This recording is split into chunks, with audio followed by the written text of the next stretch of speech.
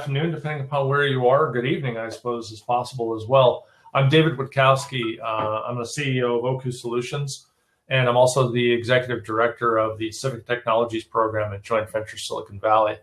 We're going to be talking about practicalities of connectivity today. I'll be joined by Benny Lee from the County of San Mateo, California, and Gene Rice from the National Telecommunications Infrastructure Administration in Washington, D.C., with the federal government.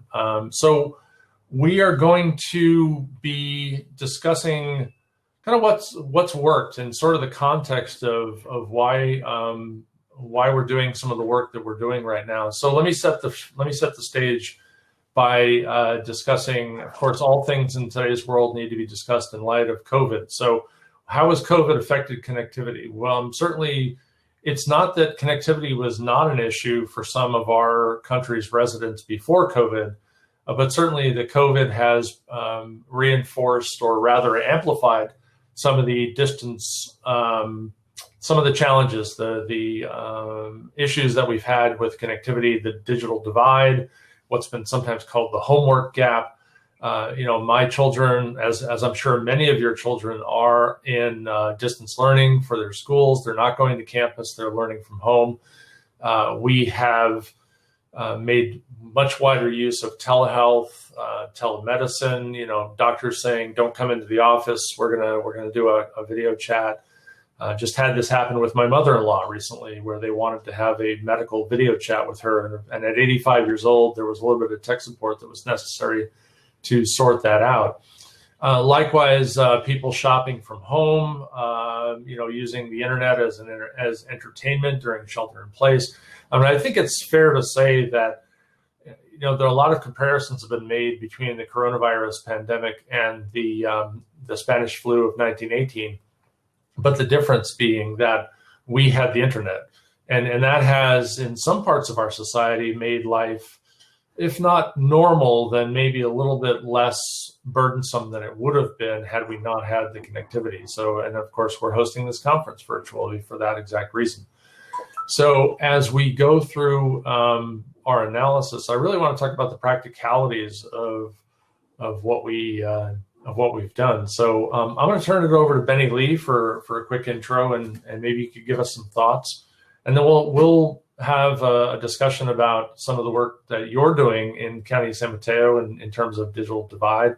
And I also, I know you're a council member at one of the cities in the Bay Area, so you could talk about digital divide projects there if you'd like. Absolutely.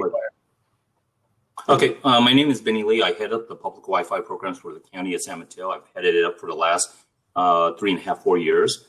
When I took over the program was roughly about 3 years old, 3-4 years old. It started in 2013 with the vision that, hey, there was not enough connectivity in the county.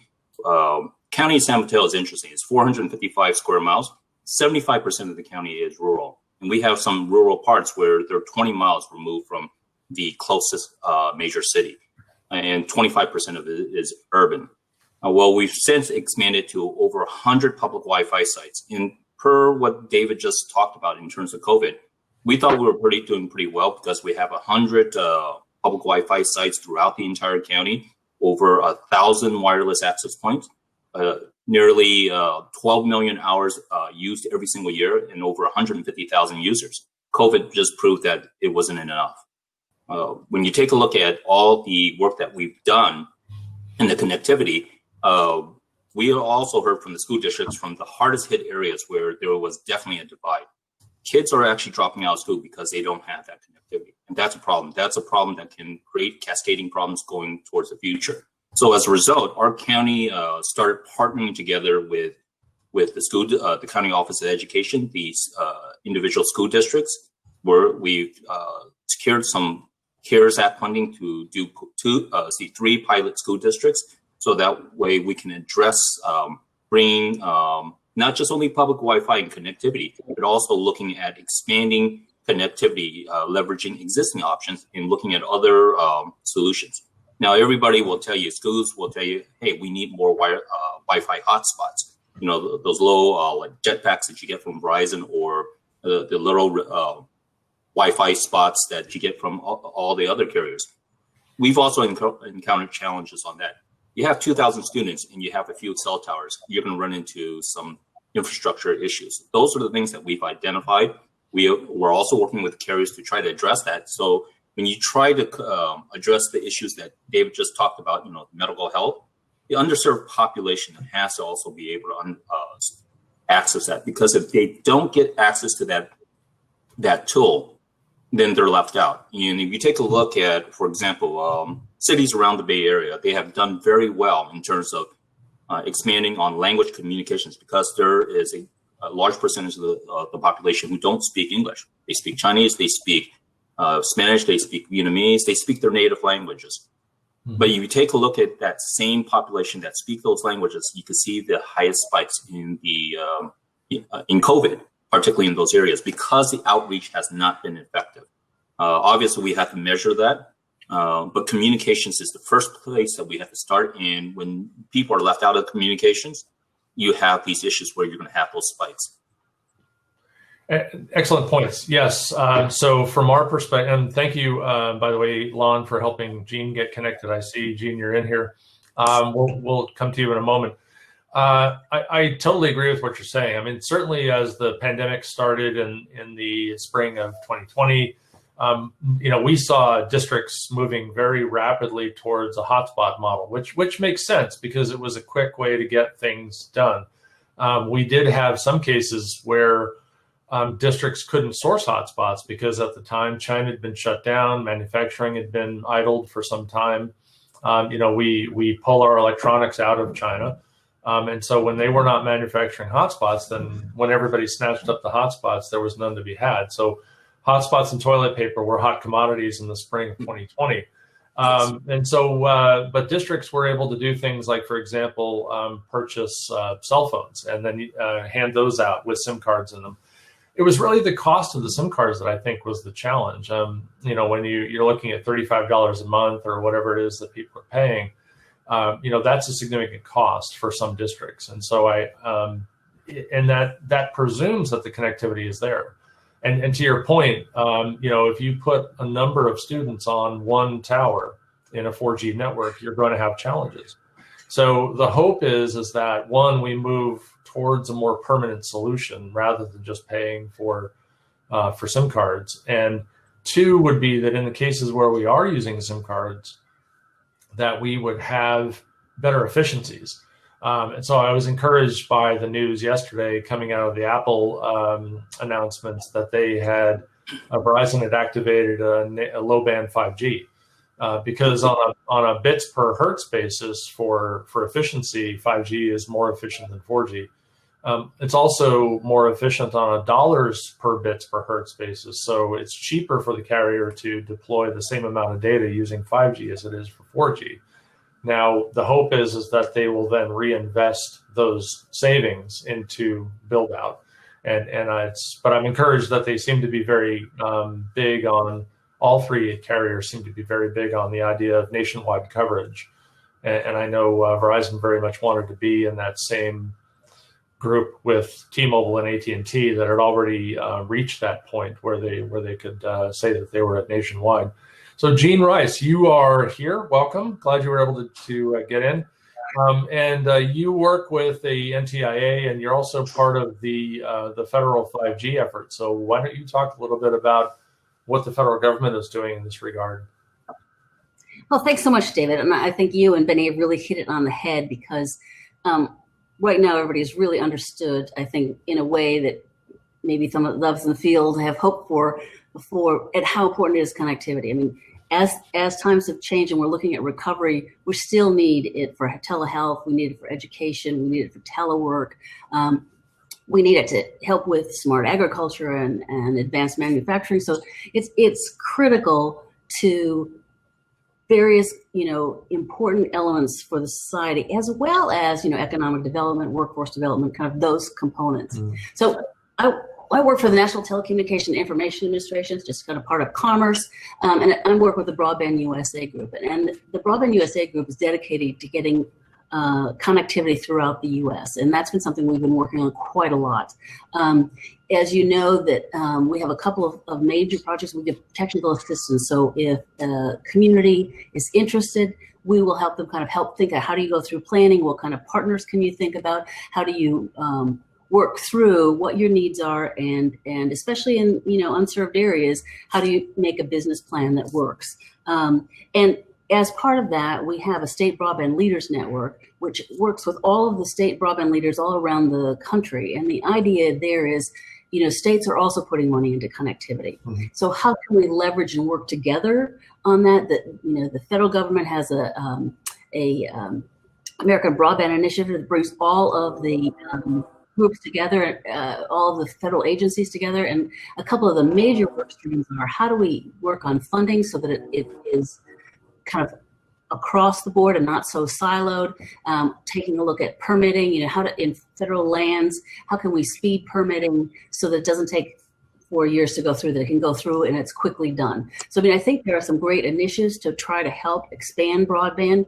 Clearly we also have affordability issues, even in places that do have broadband. So, there are huge gaps, and those are the kind of pieces we're trying to fill. In the area of,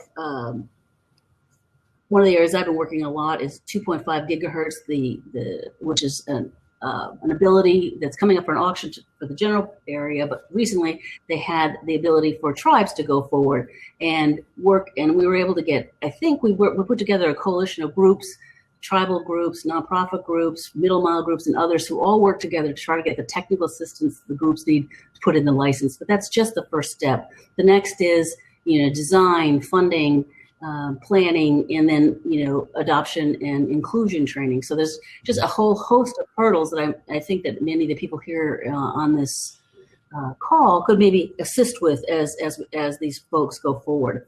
And then, of course, it's the 5G, which is very important to see how we can advance it. I say it's a federal issue, but it's also states have to be involved and local governments have to be involved. On the federal level, we're working on a number of different pieces to go forward. One of which is, seeing how we can utilize our test beds to help further the applications, which will push the demand for 5G. We've got different programs, like the FCC's got a program where they're going to spend funding for rural connectivity through RDOC and also through 5G. So I think there is a lot happening. Clearly, always, more to happen in terms of, trying to find more spectrum that's available and or it can be shared, that piece. But I feel like, there has been a great deal of effort. I know that RUS, and which is part of the Department of Agriculture, for their Reconnect, so that they've gotten more money out in the last couple of years than they ever have. So I just think that people are aware and they're making decisions to try to foster connectivity in their area. It is a big challenge, and there's a lot going on in that. I think, as you pointed out, and I think both of you would agree with me that there's the connectivity aspect of it. Certainly, you have to have that, but then you also have the training, right? The adoption, the literacies. I mean, when you look at areas like the Silicon Valley, I mean, as Benny pointed out, the number of non-English speakers that you may be encountering is fairly significant. You can deal with a variety of different languages when you're trying to go into some of these unserved areas, and so the question that becomes is how do you train them on these technologies, because they may not be necessarily able to use the connectivity that's there. You might have a very strong 4G, 5G signal in that neighborhood, but if you don't speak English and you can't read the documentation on how to set up the hotspot and et cetera, then you're going to be struggling. So I think that's a very important thing. When we look at the, I think when we look at the question of where do we go from here, I think that's, from my perspective, it feels like what we want to do is we want to leave things behind that are going to exist beyond the pandemic, right? I mean, let's presume that in 6 months, which is probably an aggressive number, but let's presume in 6 months we've got a vaccine and everybody's returning back to the way things were. We don't want to go back to to knowing that there's a broadband gap but not doing anything about it, which is unfortunately the way that things kind of were going before. Was everybody knew there was a problem, but we couldn't really get our handle on it. I mean, I would like to see that the pandemic is going to drive some permanent solutions that we can take away, so that even afterwards.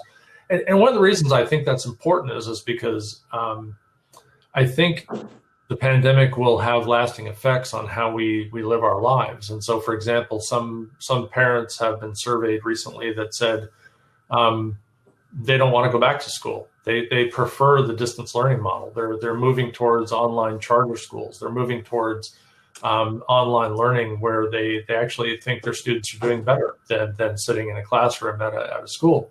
So that means that the broadband has to be there. And if we don't have broadband available for everybody, then only people with broadband will be able to take advantage of that freedom of being able to choose the school methodology that they like.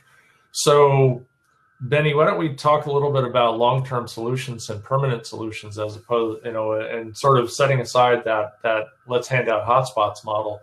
What are you doing in San Mateo to leave something in place? Well, I think it's important to cover that hotspot model, because you said $35, the cell phones that you handed out. Imagine you had to hand out 10,000 of them. That's $420 a year times 10,000. That's $4.2 million that the school would have to pay on a yearly basis. That's not a sustainable model. All right. So that is a very important point. What the county has done is that we started working on partnerships. Think of it this way. When you have a school district is very well in control of their domain. Anything that's within their domain, they have control. They don't have control of the open right, the open spaces, the public rights of way. That's where the municipal, the county models have to come together to partner. But even the county itself doesn't have access to all the different facilities to build sort of like that urban network. So you have to also partner with other partners. In the county of San Mateo, we have one school district where we partner with one of the largest affordable housing providers, Sand Hill Properties, where they have 110 multifamily units within the Ravenswood School District, which is East Palo Alto. 42 of the location has about 45% of the students that we need to serve.